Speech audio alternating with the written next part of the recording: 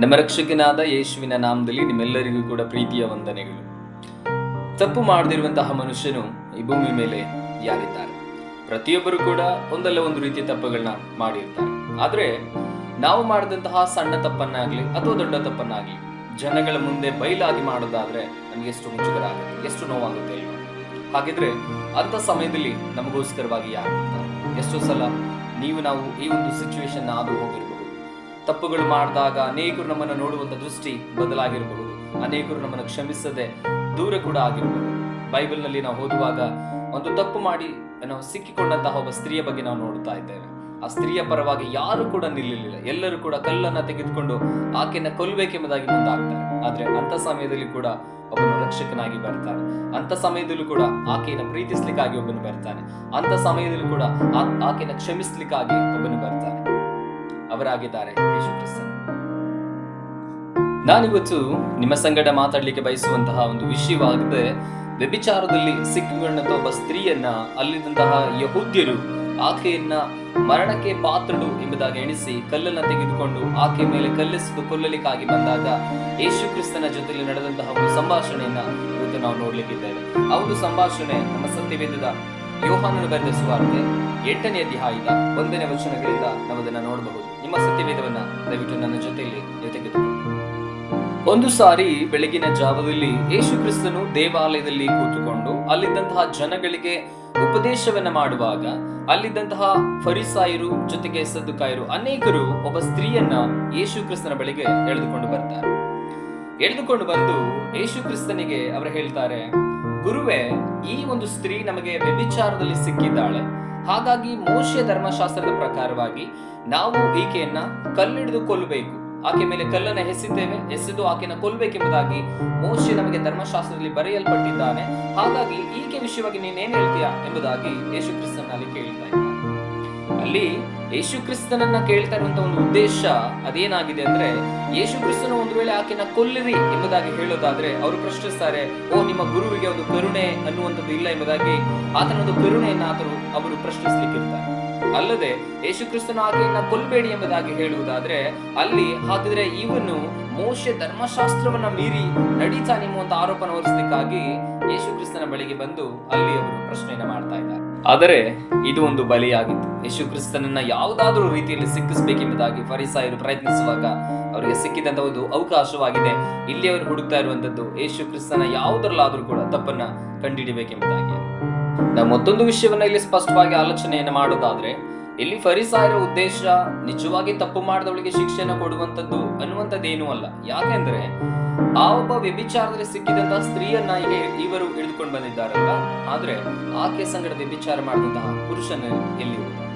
ಅವರು ಪುರುಷನನ್ನ ಹಿಡಿಯುವಂತ ಒಂದು ವ್ಯವಸ್ಥೆಗೆ ಹೋಗ್ಲಿಲ್ಲ. ಅದರ ಒಂದು ಬೋಜಿಗೂ ಕೂಡ ಅವರು ಹೋಗಿಲ್ಲ. ಅವರ ಒಂದು ಉದ್ದೇಶ ಯೇಸು ಕ್ರಿಸ್ತನ ಯಾವುದಾದ್ರೂ ಒಂದು ತಪ್ಪಿನಲ್ಲಿ ಸಿಕ್ಕಿಸಬೇಕು ಅನ್ನುವಂಥದ್ದು ಮಾತ್ರವಾಗಿದೆ.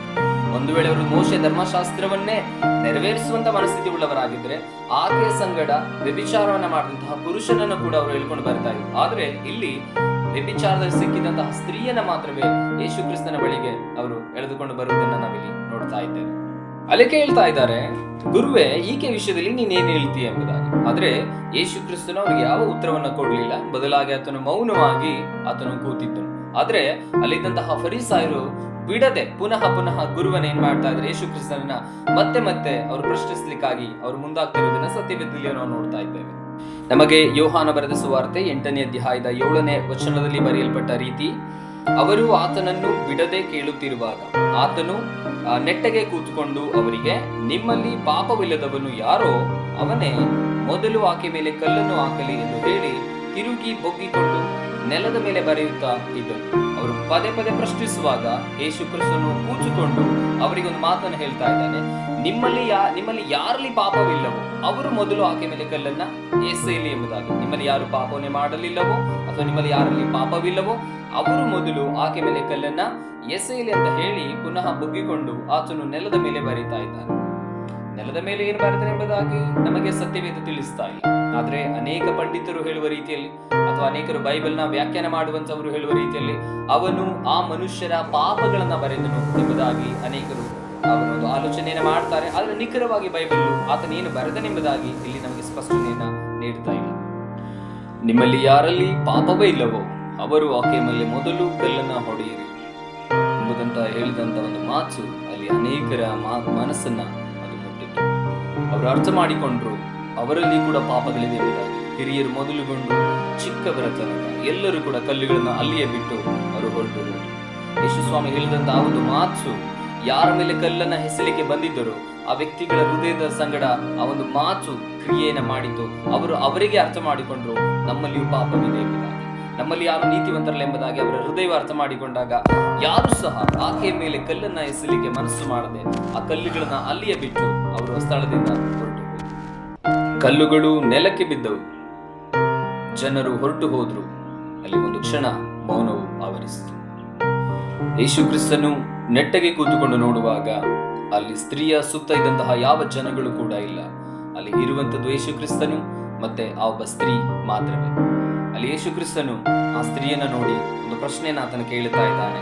10ನೇ ವಚನದಲ್ಲಿ ಯೇಸು ನೆಟ್ಟಗೆ ಕೂತುಕೊಂಡು ಆ ಸ್ತ್ರೀಯನ್ನೇ ಹೊರತು ಯಾರನ್ನೂ ನೋಡದೆ ಆಕೆಗೆ, ಅಮ್ಮ, ನಿನ್ನ ಮೇಲೆ ತಪ್ಪು ಹೊರಿಸುವವರು ಎಲ್ಲಿದ್ದಾರೆ? ನಿನಗೆ ಯಾರು ಶಿಕ್ಷೆಯನ್ನು ವಿಧಿಸಲಿಲ್ಲವೋ ಎಂಬುದಾಗಿ ಕೇಳ್ತಾ ಇದ್ದಾರೆ. ನೆಟ್ಟಗೆ ಕೂತುಕೊಂಡಂತಹ ಯೇಸು ಕ್ರಿಸ್ತನು ನೋಡುವಾಗ ಅಲ್ಲಿ ಯಾರೂ ಸಹ ಇಲ್ಲ. ಅಲ್ಲಿ ಯೇಸು ಕ್ರಿಸ್ತನು ಆ ಸ್ತ್ರೀ ಮಾತ್ರವೇ. ಯೇಸು ಕ್ರಿಸ್ತನು ಆಕೆಯನ್ನ ನೋಡಿ ಎಲೈ ವ್ಯಭಿಚಾರಿಯೇ ಎಂಬುದಾಗಿ ಕರೀತಾ ಇಲ್ಲ, ಎಲೈ ಪಾಪ ಮಾಡಿದವಳೆ ಎಂಬುದಾಗಿ ಕರೀತಾ ಇಲ್ಲ, ಎಲೈ ದೋಷಿಯೇ ಎಂಬುದಾಗಿ ಕರೀತಾ ಇಲ್ಲ. ಅಲ್ಲಿ ಯೇಸು ಕ್ರಿಸ್ತನು ಕರೀತಾ ಇರುವಂತಹ ಒಂದು ಶಬ್ದವಾಗಿದೆ, ಅಮ್ಮ ಎಂಬುದಾಗಿ. ಜನಗಳು ಆಕೆನ ಹಿಡಿದುಕೊಂಡು ಬಂದದ್ದು ಈಕೆ ಒಬ್ಬ ವ್ಯಭಿಚಾರಿ ಎಂಬುದಾಗಿ, ಆದ್ರೆ ಯೇಸು ಕ್ರಿಸ್ತನು ಆಕೆನ ಕರೀತಾ ಇರೋದು ಅಮ್ಮ ಎಂಬುದಾಗಿ. ತಪ್ಪುಗಳು ಈ ಲೋಕದಲ್ಲಿ ಎಲ್ಲರೂ ಕೂಡ ಮಾಡುವಂತವರಾಗಿರ್ತಾರೆ. ಒಂದು ಒಂದು ವಿಷಯದಲ್ಲಿ ಒಂದು ಕ್ಷಣದಲ್ಲಿ ಆತನ ಕಳ್ಳತನ ಮಾಡದನೆಂಬುದಾಗಿ ಆತನ ಕಳ್ಳನೆಂಬುದಾಗಿ ಪಟ್ಟ ಕಟ್ಬಿಡ್ತಾರೆ. ಒಂದು ತಪ್ಪು ಒಂದು ಸುಳ್ಳನ್ನು ಹೇಳಿದಾಗ ಅದನ್ನು ಸುಳ್ಳುಗಾರನೆಂಬುದಾಗಿ ಪಟ್ಟ ಕಟ್ಬಿಡ್ತಾರೆ.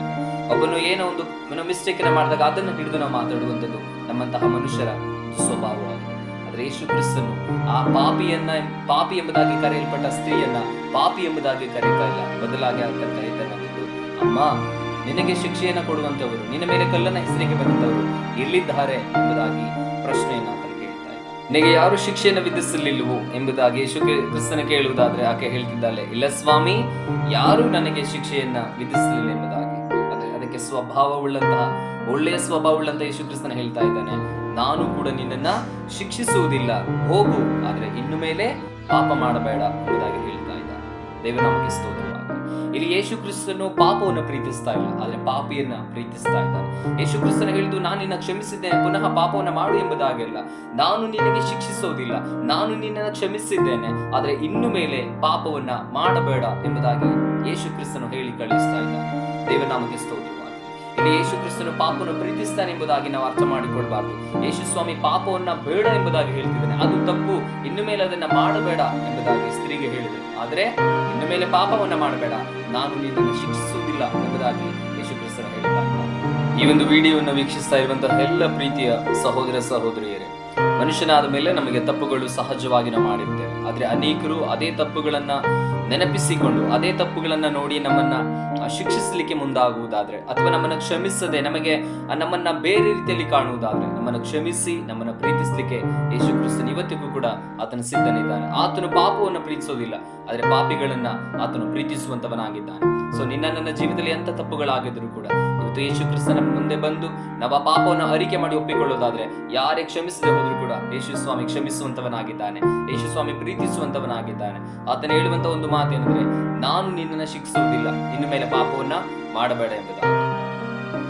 ಈ ಒಂದು ಸಂದೇಶದಿಂದ ನಾವು ಅರ್ಥ ಮಾಡಿಕೊಳ್ಳಬಹುದಾದ ವಿಷಯಗಳು ಅಥವಾ ನಮ್ಮ ಜೀವಿತಕ್ಕೆ ಅಳವಡಿಸಿಕೊಳ್ಳಬಹುದಾದಂತಹ ಪಾಠಗಳು ಏನು ಅನ್ನೋದಾದ್ರೆ, ನಾವು ಬೇಗನೆ ತೀರ್ಪನ್ನ ಮಾಡಬಾರದು. ಯಾರ ವಿಷಯದಲ್ಲಿ ಆದ್ರೂ ಕೂಡ ನಾವು ತೀರ್ಪು ಮಾಡಬಾರದು, ಯಾಕಂದ್ರೆ ನಮ್ಮಲ್ಲಿಯೂ ಕೂಡ ತಪ್ಪುಗಳು ಇರಬಹುದಲ್ವಾ. ಎರಡನೇ ಒಂದು ಪಾಠ, ಯೇಸು ಕ್ಷಮಿಸುತ್ತಾನೆ, ಯೇಸು ಪ್ರೀತಿಸುತ್ತಾನೆ. ಸೊ ನಮ್ಮ ಪಾಪಗಳು ಎಷ್ಟೇ ದೊಡ್ಡದಾಗಿದ್ರೂ ಕೂಡ ಯೇಸು ಸ್ವಾಮಿಯ ಕೃಪೆ ಅದಕ್ಕಿಂತಲೂ ದೊಡ್ಡದಾಗಿದೆ. ಮೂರನೇ ಒಂದು ಪಾಠ, ನಮ್ಮ ಜೀವಿತವನ್ನ ಬದಲಾಯಿಸಬೇಕು. ಯೇಸು ಸ್ವಾಮಿ ಕ್ಷಮಿಸ್ತಾನೆ, ಅದರ ಅರ್ಥ ಅದೇ ಪಾಪದಲ್ಲಿ ನಾವು ಹೋಗ್ಬೇಕು ಎಂಬುದಾಗಿ ಅಲ್ಲ. ಆ ಪಾಪವನ್ನು ಬಿಟ್ಟು ದೇವರಲ್ಲಿ ಸರಿಯಾದ ಮಾರ್ಗದಲ್ಲಿ ನಾವು ನಡೆಯುವಂತದ್ದಾಗಿದೆ. ನಾಲ್ಕನೆಯ ಪಾಠ, ನಿಮ್ಮ ನಾಚಿಕೆಯನ್ನ, ನಿಮ್ಮ ನೋವನ್ನ, ನಿಮ್ಮ ಕಣ್ಣೀರನ್ನ ಜನಗಳ ಮಧ್ಯದಲ್ಲಿ ಇಲ್ಲ, ಯೇಸು ಕ್ರಿಸ್ತನ ಬಳಿಗೆ ತಂದುಕೊಡಿರಿ.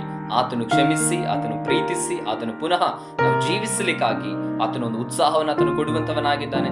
ಜನಗಳು ದೂಷಿಸ್ತಾರೆ, ಆದ್ರೆ ಯೇಸು ಸ್ವಾಮಿ ಕ್ಷಮಿಸುವಂತವನಾಗಿದ್ದಾನೆ. ಈ ಕಥೆ ನಮಗೆ ಏನನ್ನ ನೆನಪಿಸುತ್ತೆ ಅನ್ನೋದಾದ್ರೆ, ನಾವು ಕೂಡ ಆ ಒಂದು ಸ್ತ್ರೀಯ ಹಾಗೆ ಪಾಪದಲ್ಲಿ ಇರುವಂತವರು, ನಮಗೂ ಕೂಡ ಕ್ಷಮಾಪಣೆ ಅವಶ್ಯಕತೆ ಇದೆ. ನಮ್ಮನ್ನು ಕೂಡ ಜನಗಳು ಅನೇಕ ವಿಷಯದಲ್ಲಿ ನಮ್ಮನ್ನು ಕೂಡ ದೂಷಣೆ ಮಾಡುವುದನ್ನ ನಾವು ಅನುಭವಿಸ್ತಾ ಇದ್ದೇವೆ. ಆದ್ರೆ ಇದು ಒಳ್ಳೆಯ ಸಮಯವಾಗಿದೆ. ನಾವು ಆ ಯೇಸು ಕ್ರಿಸ್ತನ ಬಳಿಗೆ ಬಂದು ನಮ್ಮ ಪಾಪವನ್ನ ಆತನ ಮುಂದೆ ಅರಿಕೆ ಮಾಡುವುದಾದ್ರೆ, ಆತನು ಆ ಸ್ತ್ರೀಗೆ ಒಂದು ಮಾತನ್ನು ಹೇಳಿದನಲ್ವಾ, ನಾನು ಕೂಡ ನಿನ್ನನ್ನು ಶಿಕ್ಷಿಸುವುದಿಲ್ಲ, ಆದ್ರೆ ಇನ್ನು ಮೇಲೆ ಪಾಪವನ್ನ ಮಾಡಬೇಡ ಎಂಬುದಾಗಿ. ಅದೇ ಮಾತನ್ನ ಯೇಸು ಸ್ವಾಮಿ ಇವತ್ತು ನಮಗೂ ಕೂಡ ಹೇಳಿ ಜೀವಿತವನ್ನ ಸಂತೋಷದ ಕಡೆಗೆ ಆತನು ನಡೆಸುವಂತವನಾಗಿದ್ದಾನೆ. ಈ ಒಂದು ಸಂದೇಶ ನಿಮಗೆ ಸ್ಪರ್ಶಿಸಿದ್ದರೆ ಈ ಒಂದು ವಿಡಿಯೋನ ಲೈಕ್ ಮಾಡಿ, ಈ ಒಂದು ವಿಡಿಯೋನ ನಿಮ್ಮ ಸ್ನೇಹಿತರ ಜೊತೆಗೆ ಶೇರ್ ಮಾಡಿ. ಜೊತೆಗೆ ಮತ್ತಷ್ಟು ಈ ರೀತಿಯ ವಿಡಿಯೋಗಳಿಗಾಗಿ ನಮ್ಮ ಚಾನೆಲ್ನ ಸಬ್ಸ್ಕ್ರೈಬ್ ಮಾಡಿ. ದೇವರು ನಿಮ್ಮನ್ನು ಆಶೀರ್ವದಿಸಲಿ. Thank you.